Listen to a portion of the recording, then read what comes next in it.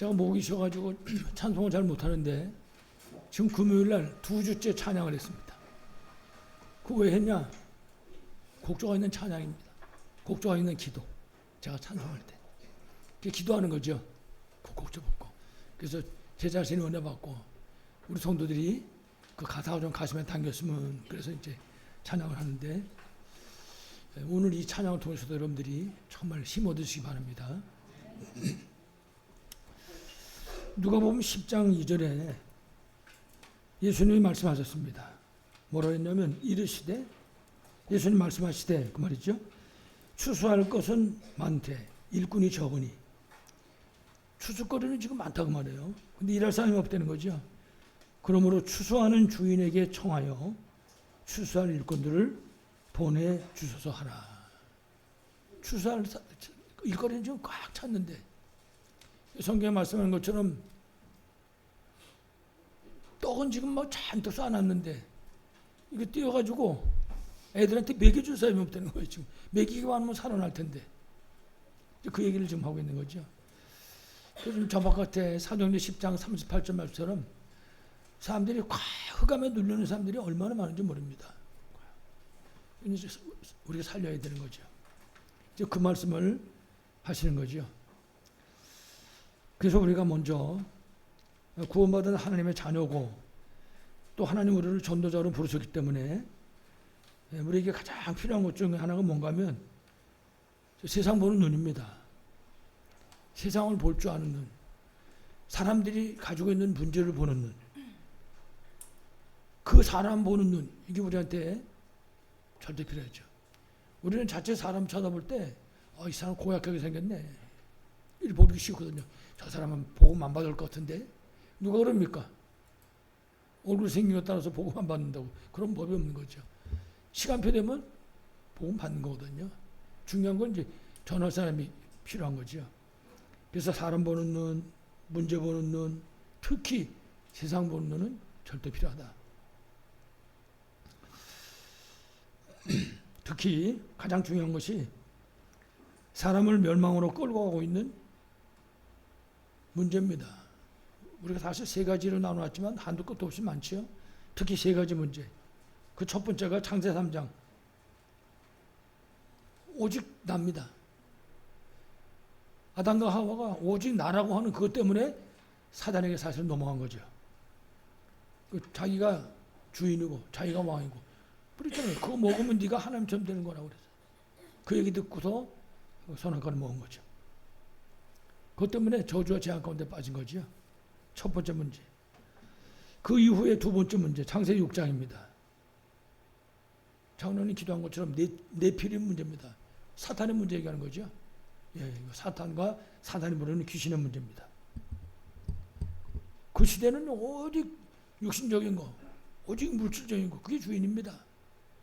창세기 3장은 유효한 막론하고 내가 주인이고, 그리고 물질과 육신적인 것이 주인이고, 여러분 잘 아시는 창세기 11장에는 오직 내 성공이 목적입니다. 남이 가지고 죽든지 말든지 나만 잘 되면 된다. 내가 주인이다. 하나님도 필요 없는 겁니다. 내가 주인이기 때문에. 가장 우선이 누구냐? 나. 하나님 필요하죠. 두 번째, 세 번째.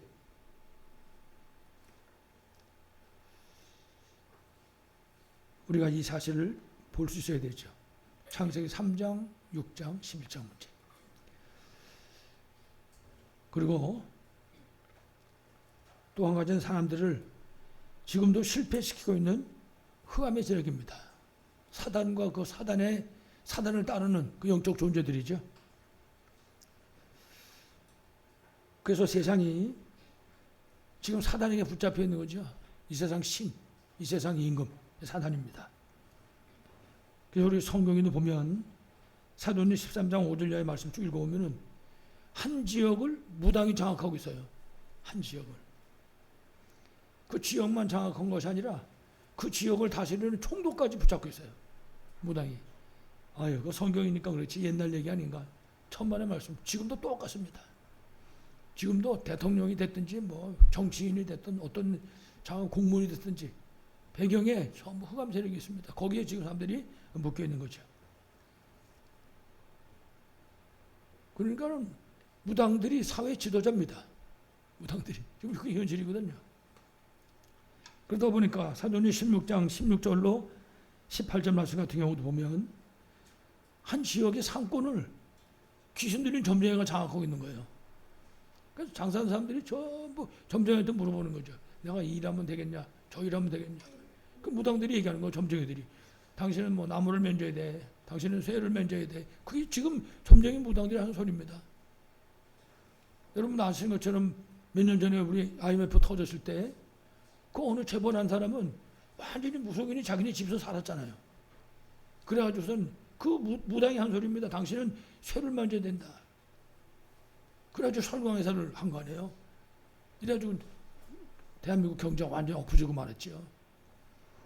그러니까 그게 지금 옛날 얘기 아닙니다. 지금 현실이지.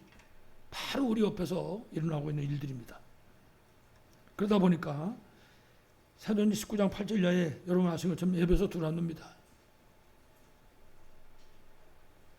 그야말로 한 지역을 완전히 귀신이 장악하고 있는 거죠. 이래가지고 사람들이 전부 우상미신 그 성경을 사는 거죠. 꽉. 이게 지금 금방 말씀드린 것처럼 옛날 얘기 아닙니다. 지금도 똑같습니다. 이런 현실인 거죠. 이거는 뭐 선진국이든 후진국이든 상관할 거 없습니다. 어디든지 다. 그럴 수밖에 없는 것이 마귀가 신이고 마귀가 왕이기 때문에 그럴 수밖에 없는 거죠. 그래서 여기 묶여서 사는 하나님 떠난 인간들의 결과는 결국은 불순종된 말하는 것처럼 운명 가운데 빠질 수밖에 없는 거죠. 마귀 자녀잖아요. 원래는 하나님 자녀였었는데 마귀 자녀로 바뀌어진 거죠. 성경은 오죽하면 예수님이 말씀했어요. 너희 아비 마귀. 예수님께서. 그러니까 당연히 마귀 섬겨야 되죠. 죽는지 사는지도 모릅니다. 당연히 마귀 섬기는 거죠.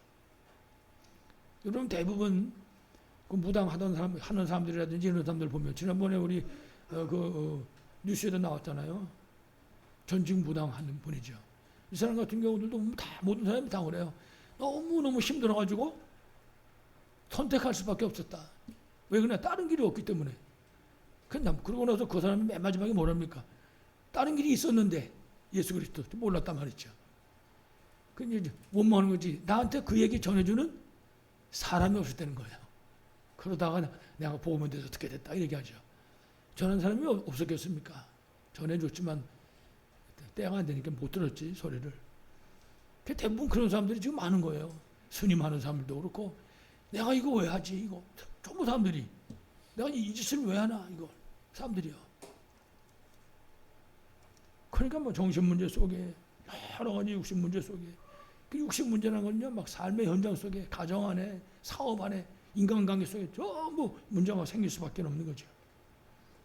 그렇게 살다가 죽으면 영원한 지옥으로 가야 되고 이 심각한 고 더럽고 추악한 이 문제가 후대한테 그대로 대물림할 수밖에 없는 거죠. 여러분 우리 부모님이 예수 믿는다. 우리 자녀들이 예수 믿는다. 이거는요 보통 축복이 하는 겁니다. 안 그러면 이 저주가 그대로 내려가는 거예요. 그게 끊어지는 거거든요. 생명의 성령의 법이 죄와 사망의 법에서 해방시키는 겁니다. 예수 믿는 순간에. 그래서 우리가 이렇게 이 저주와 재앙 가운데 빠져 있는 이 사람들을 살려야 됩니다. 그들을 살려내는 게 전도고 그게 우리 사명인 것이죠. 이 일을 해야 되는데 우리가 대가를 바라고 하겠습니까? 이 모든 일을 하는데 우리에게 필요한 건 하나밖에 없어요. 아가페 사랑. 하나님 우리에게 베푸신 그 사랑 가지고 하는 거죠. 지금 어저께 인터넷에 핸드폰에 찬송가를 틀어놓다가 이번에 금요일에도 또 한번 찬송을 할까? 이러고 생각하면서 찬송을 제가 찾아봤어요. 찬송을. 좀 사랑에 대한 찬송을 좀 하자. 사랑에 대한. 왜냐하면 마지막 때로 가면 갈수록요 사랑이 없어집니다. 사람들이. 서로 원통한 거 생겨도 안 풀고 사람들이 세상이 그렇게 바뀌는 거죠. 우리 안에 그 아가페 사랑이 꽉 차야 되죠. 그 사랑이 차가지고 이렇게 저주와 재앙 같은 많은 사람들에게 복음을 전하는 거죠. 그 살려내야 되니까. 그러면 그게 통하는 겁니다. 그 영혼 사랑하는 마음 가지고 있을 때. 누가복음 10장 2절에 말씀드린 것처럼 추수할 것은 많은데 일꾼이 적구나. 우리 복음하는 교회 전 성도가 이 추수꾼이 되어가지고 저주의 재앙 가운데 빠져는 그 신음하고 고통하는 사람들을 살려내는 역사가 있기를 간절히 축원합니다. 자, 그럼 우리 오늘 사마리아 성에 관한 얘기인데요. 첫 번째가 그 사마리아 성이 재앙지대가 됐다 그랬습니다. 성경에 보면요, 그 이유가 있습니다. 그 이유는 이제 구약에서 찾을 수가 있는데요. 구약의 열왕기상 11장에 보면은 솔로몬 왕이 나옵니다. 솔로몬은 다윗 왕의 아들이잖아요. 지혜가 얼마나 많은 사람인지 모릅니다. 하나님이 그렇게 축복하신 그런 사람입니다. 솔로몬은 막 전 세계 사람들이 솔로몬 만나려고 다 모여오고 그랬잖아요. 보통 왕이 아주 최고죠. 부귀 영화를 최고로 누린 그런 왕이었습니다. 근데 문제는 이 사람이 죄 가운데 빠진 거예요. 이 사람이 금방 말씀드린 것처럼 다윗의 아들이지요. 거기다가 성전 건축했지요. 솔로몬 성전. 물론 아버지가 준비한 걸로 했지만은 뭐 지혜가 뭐 보통 사람이 아니었지요. 근데 문제는 하나님 축복을 받아서 이 모든 것을 다 가졌는데 이 사람이 한 가지 생각을 잘못한 거예요. 한 가지 생각. 그래가지고 그야말로 하나님의 소견이 아니라 지 소견대로 생각 잘못해가지고 하나님이 뭘 원하시는지 그걸 모르는 거죠. 모르겠어요. 알았는데도 모른 척 한 건지. 이래가지고 자기 소견대로 해가지고 이 사람이 한 일 중에서 다른 나라에 속해 있는 그런 여자들을 처첩으로 삼은 겁니다. 화친 전략이죠, 이제. 자기 나라가 겉으로는 이제 평안을 유지하기 위해 가지고 그렇게 한 거죠. 서로 이제 뭐 사돈도 맺고 친구를 맺으면 나라가 편하지 않겠냐 이래 가지고. 그럼 그럴 때 좀 하나님한테 물어봤으면 얼마나 좋겠어요. 그 안 물어보고 그냥 한 거든 자기 생각대로. 우리 오늘 랩노트라고도 말씀 나눴지만은 우리가 이 복음을 증거하는데 특별히 아시아에서 그랬어요. 제일 중요한 게 성령인도 받는 거예요. 전도하는 현장에서도 우리가 사업하는 현장에서도 성령인도 받는 거예요. 가장 중요한 것이. 성령인도 받는 가운데 더욱 중요한 게 있는데 그게 뭐냐. 현장에 흑암을 꺾는 거예요. 흑암처럼 무너뜨려야지. 그래야지 되죠. 그래야 정상이 될 수 있는 거기 때문에. 그래서 솔로몬이 그건 안 한 거죠. 이래가지고 하나님 분명히 이방 여자들하고는 결혼하지 말라 그랬어요. 당시에 하나님의 분명 계획이 있는 거죠. 통혼하지 말라 그렇게 명령을 하셨습니다. 근데 성경 보면요, 바로의 딸 아마 여자들 중에 바로의 딸을 제일 사랑했다고 하더라고요. 제일 이뻤는지 좌우치간. 그 다음에 모압, 암몬, 에돔, 시돈, 헷 이래가지고 여인들을. 근데 문제는 뭔가 이 사람들이 전부 우상미신 귀신 섬기는 나라 사람들이거든요. 이 여자들이 다 하나도 빠짐없이. 그래서 성경 보면은 솔로몬은 후궁이 700명이고 첩이 300명이다. 후궁 보고 첩이 뭔지 잘 모르겠는데 첩. 작은 1000명입니다. 1000명. 중요한 건 성경에 보면 이 여자들이 솔로몬의 마음을 돌려놨다. 성경이 그렇게 말합니다. 마음을 돌려가지고 뭘로 돌렸습니까? 하나님을 향해 있던 사람을 돌려가지고 어떻게 하라고요? 우상 섬기게. 자기들이 갖고 온 우상을 섬기도록. 근데 사단의 전략인 거죠. 이래가지고 이 어마어마한 범죄를 저지르는 솔로몬. 나중에 솔로몬이 그 우상 미신 섬기는 여자들한테 다 찾아가지고 같이 했잖아요. 하나님이 한판에 그냥 없애버리려고 했는데 분명히 성경에 말씀하기를 내 아버지 다윗 때문에 네 대해서는 안 하고 솔로몬 대해서는 안 하고 솔로몬의 아들은 르호보암 때 그때 이제 결국 솔로몬 때문에 나라가 남북으로 갈라지게 되는 겁니다. 그래서 북쪽은 이스라엘이고 남쪽은 유다죠. 유다. 한 지파만 남아가지고 유다. 열왕기상 12장에 나오는 말씀입니다. 이래가지고 이제 결국은 나라가 갈라지게 되는데 특히 열왕기상 11장에 보면 40전 이하에 결국 이제 솔로몬이 죽었습니다. 40년 동안 왕노릇하고 죽었는데 죽고 나서 아들 르호보암이 왕위를 이어받았거든요. 그 왕위를 이어받은 다음에 대신들이 찾아왔어요. 연로한 대신들이 찾아와서 당신 아버지 때는 우리가 너무나 힘들었다. 그러니 당신이 왕 되면 좀 우리의 힘을 좀 덜어줄 수 없겠냐? 그랬더니 르호보암이 생각해 보자고. 그리고 자기 친구들을 불렀습니다. 그 어린 사람들, 젊은 사람들. 지금 이렇게 대신들이 얘기하는데 어떻게 하면 좋겠냐? 그랬더니 이놈들이 뭘 하냐면 망하려고 환장한 거지. 그래 일 안 하려고 그러는 거니까 당신 아버지보다 더 엄하게 일을 시켰다고 얘기하라고 말이지. 그랬더니 르호보암이 그 얘기를 하는 거예요. 그 대신들한테. 나는 우리 아버지보다 더 가죽 채찍이었다면 우리 아버지가 나는 전갈 채찍으로 다스리겠다. 그 대신들이 우리가 너하고 뭔 상관이냐? 이래가지고 이제 갈라지게 된 것입니다. 남북으로 갈라진 겁니다. 뿐만 아니라 막 사방에 전부 솔로몬 있을 때는 안 그랬거든요. 이렇게 되고 나니까 사방에 몽땅 다 적인 겁니다. 이스라엘 가운데 백혀 있고 말이죠.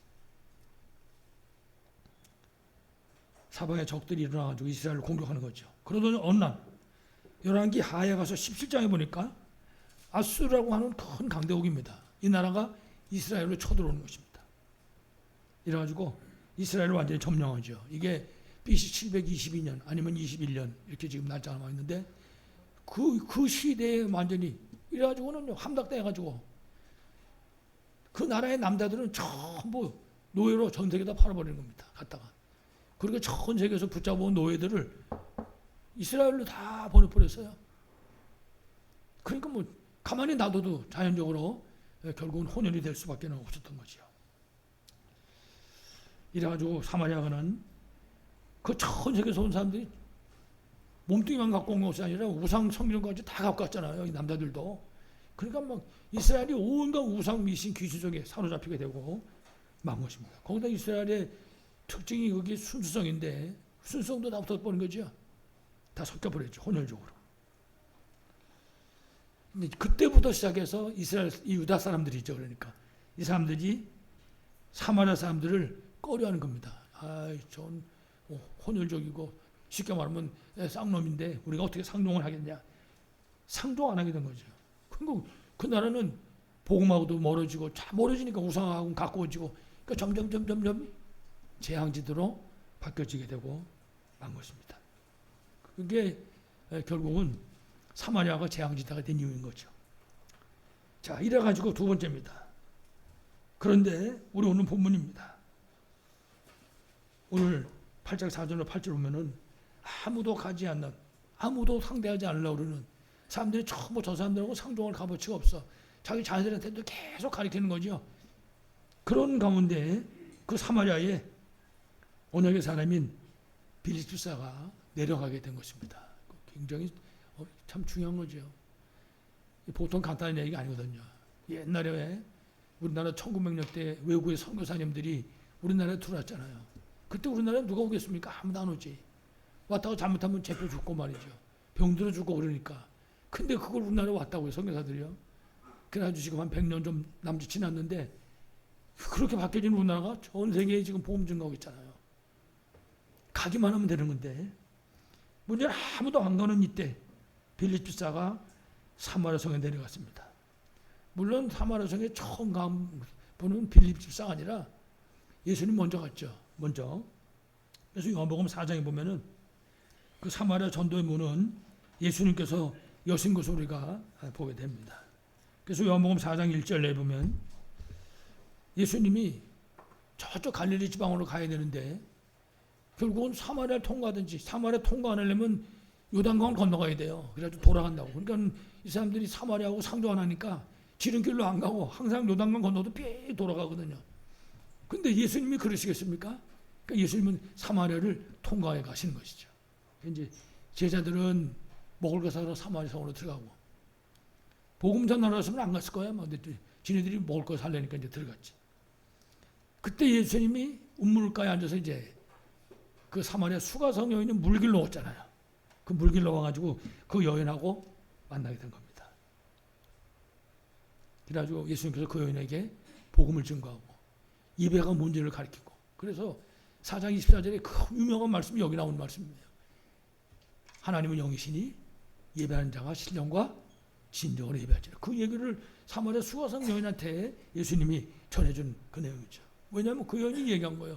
도대체 예루살렘에서 예배해야 되냐? 아니면 이게 진짜 사마리아에서 예배해야 되냐? 물어보니까 사마리아도 예루살렘도 아니고 예배하는 자는 영과 진리로 예배하라. 그렇게 예수님이 가르쳐 주신 것이죠. 뿐만 아니라 예수님께서 사도행전 1장 8절에도 보면 그 마지막 강단에서 말씀하셨습니다. 예루살렘, 유다, 그 다음 어딥니까? 사마리아. 예수님 하신 말씀이에요. 사마리아. 말씀하신 거죠. 그런데 이제 오늘 우리 본문에 보니까 그 예수님 뒤를 이어가지고 아무도 안 가는 그 사마리아에 빌립보사가 들어간 거죠. 이 말씀을 준비하면서 안 가는 거냐, 못 가는 거냐, 저 자신한테 이제 질문한 겁니다. 제가 지난번 캠프하면서 여기 길 건너 흥록 초등학교 있잖아요.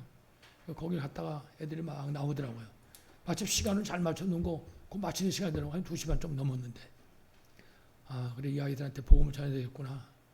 여기 와 2시 반이면 되니까 그때 시간 정해서 와야지. 그리고 그 캠프하고 난 다음에 한 번도 못 갔어요.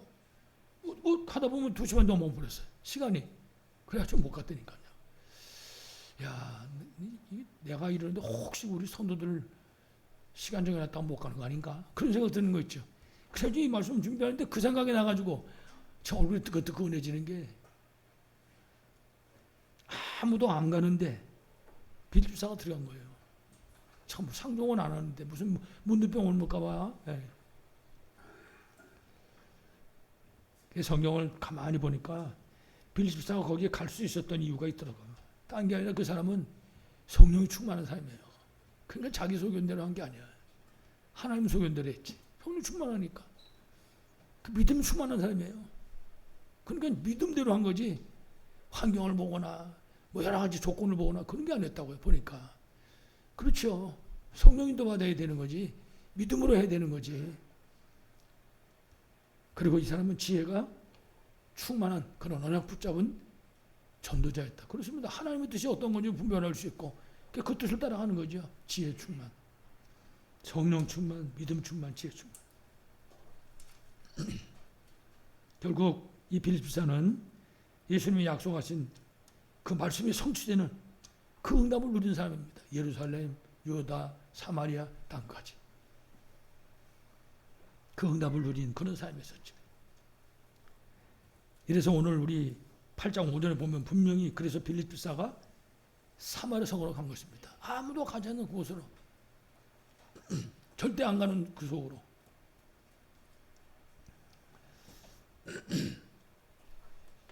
하나님이 문을 때로는 여시는데 하나님 문 여신 것도 잘 못 느낄 때도 있는 거죠.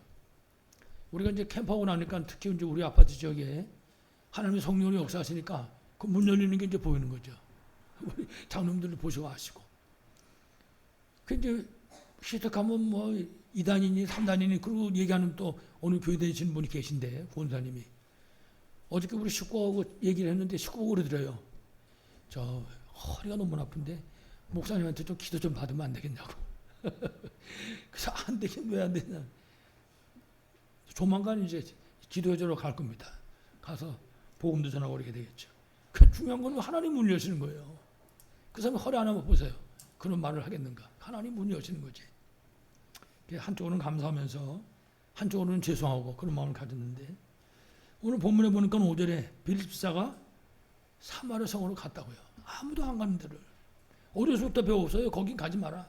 그 사람들하고 상종하면 안 된다. 조금 더부터 배운 거거든요. 근데 그걸 넘어서는 거지. 성령 충만, 믿음 충만. 어떤 게 옳은 일인지 아는 거예요. 누가 하나님 뜻인지 지혜 충만. 그걸 누가 맡겠습니까? 이래가지고 사마리아 성에 가가지고 빌립보사는 딴 거 얘기한 게 아닙니다. 그리스도를 백성에게 전했다 그랬어요. 그렇습니다. 나를 구원하는 그리스도. 지금도 나와 함께하는 그 그리스도. 내 모든 문제의 해답이고 해결자인 그 그리스도. 그 그리스도를 사람들에게 전파했다 그랬습니다. 그랬더니 무리가, 많은 사람이 사마리아에, 한두 사람이 아닌 거예요. 하나님이 이제 복음이 왔는데 무리가 올 수밖에 없죠. 그 지난 토요일 날 핵심 시간에 우리가 아프리카 카콘마에 대한 얘기를 잠깐 이제 오늘 목사님하고 좀 얘기를 나눴는데, 거기서 제일 심각한 게 뭡니까? 물이라고 그러더라고요. 그래서 애들도 다 돌아다니는 애들도 보면 전부 손에다 통을 들고 다닌대요. 통. 그 물 담으려고 먹어야 되니까. 근데 물이 맑은 물이 없잖아요. 그러니까는 그 흙탕물, 꾸정물 그걸 애들이 담아다 먹는다는 거예요. 우리가 가서 먹으면 담아 죽지. 근데 걔들은 이제 그거 계속 먹고 사니까. 만약에 거기 깨끗한 물을 가진 물차가 왔다. 어떻게 되겠습니까? 동네 사람 다 오는 거지. 복음 가진 빌립사가 가서 그리스도를 백성에게 말하니까 사람들이 다 몰려오는 거예요. 살아야 되는 거예요. 본능적으로 아니까. 막 무리가 와가지고 빌립이 하는 말을 들었습니다. 무슨 말했겠습니까? 그리스도 말했지. 예수가 그리스도다. 성육신에 대해서, 십자가에 대해서, 부활에 대해서 전부 말씀했을 거예요. 그러니까 이 사람이 그리스도를 증거하는 그 현장에 하나님 능력이 나타나는 거죠. 그리스도 능력이. 이래가지고 행하는 표적도 보고 그 다음에는 한 마음으로 사람들이 처음 그리스도가 하나인데 두 마음이 나오겠어요? 한 마음으로 빌립 집사가 하는 말을 따랐다 그랬어요. 이 말씀을 가만히 보면서 계시록 1장 3절하고 똑같구나 이거는. 이 예언의 말씀을 읽는 자, 듣는 자, 그 가운데로 지키는 자가 복이 있다 그랬는데 이 사람들이 복 있는 사람이구나. 그렇게 욕을 먹고 살았지만은 알고 보니까 복 있는 사람이었는데 이 사람 때문에 빌립 집사도 오히려 복을 받게 되고 모든 사람들이 다 살아나는 역사가 일어난 거죠. 한 마음으로 빌립 집사 하는 말을 따랐다. 이렇게 되니까 그 사마리아 성에 놀라운 역사가 일어났습니다. 그래가지고 흙이 무너지고 치유 역사가 일어나고 성경에 보면 많은 사람에게 붙었던 사마리아 성에 있는 많은 사람에게 붙었던 더러운 귀신이 그랬습니다. 그러니까 지역이 완전 재앙지대가 된 거예요. 복음 없지. 그리고 주위에서 얼마나 욕을 먹었겠습니까? 그러니까 사람들이 상도 추성이고 그러다 보니까 막 귀신에 씌여 있는 건데 그런 귀신들이 크게 소리를 지르고 나갔다. 그것도 한두 사람이 아닙니다. 많은 사람에게 완전 저주받은 재앙지대였거든요. 뿐만 아니라 또 많은 중풍병자. 사마리아 성 앞에는 특징입니다. 그게 많은 귀신 있는 사람, 많은 중풍병자. 그 재앙지대인 거죠. 그리고 못 걷는 사람이 나았다 그랬습니다. 완전 지역이 뒤집어진 거죠. 이래가지고 성경 보니까 이 성에 그 성에 큰 기쁨이 있더라. 그리스도가 증거된 그 현장에 그 사마리아에 하나님 응답하신 거죠. 우리 성도를 통해서 우리 성도들의 현장에 이런 큰 기쁨의 역사가 있기를 간절히 축원합니다. 마지막 결론입니다. 그래서 이 재앙지대였던 사마리아가 이제 황금오장으로 바뀌어버린 겁니다. 많은 사람에게 붙었던 귀신 떠나갔죠. 많은 사람에게 걸려있던 중풍병자가 낫지요. 못 걷는 사람 낫죠. 여러분 생각해보세요. 이 사람들이 가만히 있었겠나. 우리 요한복음 4장에 보면은 예수님 만난 수가성 여인이 예수님께 말씀 듣고 난 다음에 동네로 달려 들어가는 거예요. 물동이 다 버려두고. 와보라. 그리스도에 대해서 말씀하시면 그리스도가 오셨단 말이지. 그래가지고 그리스도를 가서 선포하니까 사람들이 막 몰려 나왔단 말이에요. 이래가지고 예수님 만나서 얘기 듣고 난 다음에 그들이 뭐라 합니까? 우리가 이제는 네 말을 듣고 믿는 게 아니다. 우리가 직접 그리스도를 만났다. 그래서 믿는다. 그 얘기하는 거죠. 재앙지대였던 그 사마리아가 황금오장으로 바뀌어지는 겁니다. 8장 4절에 있는 것처럼 이 사람들이 빌립 집사와 거기 간 사람들이 누가 보면 흩어진 사람들이었다. 핍박을 피해서 흩어진 사람들. 이래가지고 두루 다니면서 복음의 말씀을 전한 겁니다. 그래서 그 내용을 사도행전 8장 1절에 보면 그랬어요. 그날에 예루살렘 교회에 큰 박해가 일어났다 그랬습니다. 그러니까요, 전도자는 박해가 일어나든지 말든지 상관없는 거예요. 왜 그러냐? 그건 뭐 다 그냥 지나가는 거니까 내가 할 일은 복음을 증거하는 일이다. 뭐 완전 거기에 붙잡혀 있으니까요. 오직 복음. 오늘 아침에 오는데 손영원 목사님에 대한 얘기를 하더라고요. 라디오에서요. 그 손영원 목사님이 주기천 목사님한테 공부를 했더라고 보니까. 그 신앙을 본받은 거, 물려받은 거죠. 이래가지고는 학교에서 저 일본 그 천황 황궁에 만들어 놓은 거기다 갖다 절하라고 그러니까 안 하는 바람에 이제 퇴학당하고. 그래가지고 그것 때문에 가만히 갇히고 매 맞고 나중에는 그 문둥이 촌에 가서 이제 같이 있다가 결국 이제 일본이 아니고 이제는 공산당이잖아요. 이북에서. 그 이북에서 내려왔는데 내가 어떻게 저 문둥이들을 버리고 가냐. 안 간 거야. 안 가니까 잡아가지고 그래가지고 총사시켰다고 하더라고요. 거기서 순교당했다. 그런 내용이 기록되어 있더라고요. 이분이 죽든지 뭐 박해가 있든지 상관없는 거예요. 복음 전하고 내가 하나님께 나한테 맡겨서 하면 돌본다는 거. 이야, 이런 사람들이, 그런 사람들 얘기 들을 때는요, 죄송하고 감사하고 때로는 얼굴이 뜨뜻해지고. 자, 이런 박해가 일어나니까 성경에 보면 그랬어. 사도회는 다 유대와 사마리아 모든 땅으로 흩어지더라. 그렇습니다. 이거는 하나님이 흩은 거예요. 이거는 본인들이 흩어진 게 아니라. 그렇습니다. 자발적으로 선교했으면 이런 일이 안 일어나겠죠. 안 하니까. 그래서 이들을 살펴보면 환난으로 흩어진 사람들이라고 했지만 사실은 참된 복음의 사람이었다. 하나님의 예비한 전도자였다. 다니엘 세 친구 뭐 이런 사람들처럼 예수도 이런 사람처럼 하나님이 쓰려고 그걸 보는 거라고 말이에요. 지금 그런 전도자였다. 그래서 이들이 두루다니면서 복음의 말씀을 전한 겁니다. 이때 이제 8장 5절에 빌립이 아무도 가지 않는 곳인 그 사마리아 성으로 내려간 것입니다. 이래가지고 빌립 집사가 그 사마리아 성에서 그리스도를 백성에게 전한 겁니다. 정확한 복음을 전했겠죠. 내가 만난 그리스도, 내게 응답하신 그 그리스도, 나를 오늘 여기 이 자리에 서게끔 만든 그 그리스도, 그 그리스도를 증거한 거죠. 이때 6절에 아까 말씀한 것처럼 무리가 빌립의 말도 듣고 행하는 표적도 보고, 표적은 나타날 수밖에 없는 거죠. 우리 동네 권사님이 허리 아프다고 기도해달라고 이제 우리 식구한테 얘기 안 했지만 속으로 혼자 생각할 때 기도해 줬다가 안 나오면 어떡하지? 그런 생각난 거죠. 그래서 그 다음에 그랬어요. 야 임마 쓸데없는 소리 하지 마라. 기도는 네가 하는 거고 응답은 하나님 하는 거지. 그렇습니다. 빌립 집사가 그리스도 전파했어요. 그냥 그 역사는 하나님 하시는 거지. 사람들이 예수가 그랬던 그 증거를 빌립을 통해 본 겁니다. 그러면 뭐 두말할 거 없는 거죠. 이래가지고는 한 마음으로 빌립이 하는 말을 따랐다. 예수님이 그리스도라는 사실을 본 거예요. 그 얘기 듣고 보고 믿고 그리고 누리게 된 것이죠. 그리스도의 비밀을 다 이루신 그리스도의 비밀을. 오늘 우리 본문은 빌립 집사의 전도 캠프 현장입니다. 여기가 전도 캠프의 방법이 뭐냐? 성령 충만, 믿음 충만, 지혜 충만. 다른 게 없었습니다. 그래서 오직 예수가 그리스도라는 사실을 증거하는 그리스도 충만, 그게 이분의 내용입니다. 방법입니다. 그래서 8장 5절에 빌립 집사가 사마리아 성에서 그 그리스도를 백성에게 전파했잖아요.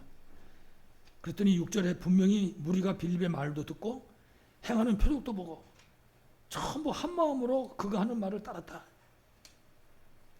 이와 같이 정말 재앙지대 그 어둠의 현장에 그 사마리아 현장에 그리스도가 전파됐다고요. 그리스도 빛이 비친 거. 빌립 집사가 빛이잖아요. 캠프했잖아요. 거기다 빛을 비쳤단 말이에요. 빛이 비치고 증거되니까 8장 7절에 많은 사람에게 붙었던 더러운 귀신이 크게 소리지르고 나오고 또 많은 중풍병자와 못 걷는 사람이 나왔다. 기적과 같은 치유의 역사가 일어나게 됐다. 그렇습니다. 우리 캠프 현장에 일어날 역사입니다. 우리 캠프 현장에 이런 역사가 일어날 것을 우리가 봐야 됩니다. 믿음은 바라는 것의 실상이요. 보지 못한 것을 증거니 그랬는데 그 현장을 보는 거죠. 이래가지고 8장 8절에 결국 그 성에 큰 기쁨이 있더라. 그렇습니다. 우리가 일어나면, 우리가 그리스도를 전파하면 이 역사가 일어나는 겁니다. 우리 현장에. 아무도 가지 않아가지고 재앙지도를 박혀졌던 그 사마리아에 한 사람입니다. 빌립. 성령 충만, 믿음 충만, 지혜 충만. 이 한 사람, 그 영혼을 정말 사랑하는 사람, 아가페의 사랑을 가진 이 빌립 집사 한 사람, 그 사람을 통해 가지고 그리스도의 비밀이, 그리스도의 복음이 증거된 것입니다. 그리스도가 선포되는 순간에 재앙지대가 황금어장으로 바뀌어져 버린 거죠. 재앙과 저주 속에 막 중풍병, 귀신 들린 병, 걷지도 못하고 두루누워 있고 이런 사람들이 기적 같은 역사가 일어난 거죠. 축복의 현장으로 바뀌어진 것이죠. 그렇습니다. 이거는 우리가 복음 전하면 역사를 하나님 하시는 거거든요. 마가복음에 분명히 16장 19절 20절에 예수님이 뭐라 그랬습니까? 우리가 복음을 증거하면 주께서 거기 함께 하셔가지고 그 복음이 복음인 것을 증명하신다 그랬습니다. 그러니까 막 병자들도 일어나고 귀신 쫓겨나고 이런 역사가 일어나게 되는 거죠. 큰 기쁨이 회복됐다. 사마리아 전도 캠프의 결론입니다. 빌립 주사 통해서. 사랑하는 여러분, 지금 우리의 모든 현장이 사마리아 같은 현장입니다. 시간이 지나다 보니까 자꾸만 재앙지도로 바뀌어져 가는 거죠. 그래서 우리가 그 현장에 빛 대신 그리스도를 증거할 수 있어야 할 것입니다. 그거는 우리의 절대 사명입니다. 이래가지고 흑암 저주가 떠나가고 그 현장에 정말 참된 치유 역사가 일어날 수 있도록, 그래서 사마리아 성같이 우리 생활하는 우리의 모든 우리 현장에도 진짜 큰 기쁨이 회복되어지는 그런 캠프의 축복을 누리시기를 간절히 축원합니다. 하나님 아버지 감사합니다.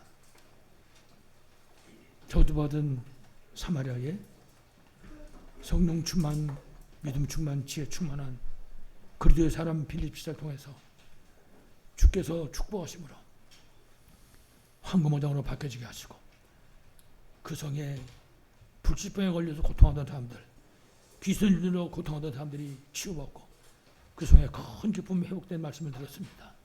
우리 전 성도들이 전 현장에 빌립사같이 그리스도의 복음을 증거함으로 우리 성도들과 관계된 모든 현장이 큰 기쁨 있는 현장으로 바뀌어지는 복된 역사가 있게 하여 주옵소서. 주 예수 그리스도 이름으로 간절히 기도하옵나이다. 아멘.